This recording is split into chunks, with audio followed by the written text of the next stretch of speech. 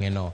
To ka wadhi nyime wadhi e kaunti ma Kisumo kama jotije mondiki gi kaunti ma Kisumo chano mar bago ng'anyo tich ariyo tarik 2 dwe mar abich kaluwore kod deko kod koso mar chulo gi osara kuom thuolo maromo dweche 6.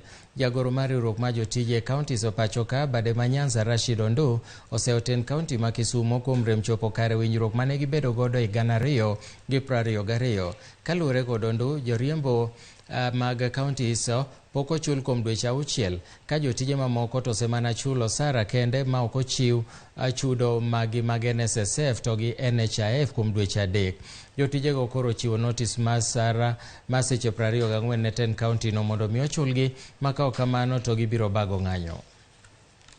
Esechegi misara pok ochul dweche 4 kochakore Januari nyaka koro April kawuono.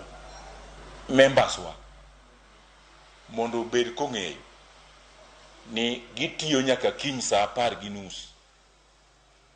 Bang' kanyo kok ochulwa to tich ariyo kochako sub county ma Nyakach nyaka Seme nyaka Muroni nyaka Kisumu City kamora mora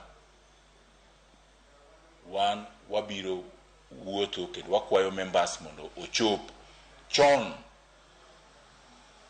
e premise mar employer mondo wapangre kanyo ichulo ng'ato kachiel to dok e tich. Ma nyaka county government ma Kisumo motele gi kod governor Professor Peter Anyang' Nyong'o nyaka tim.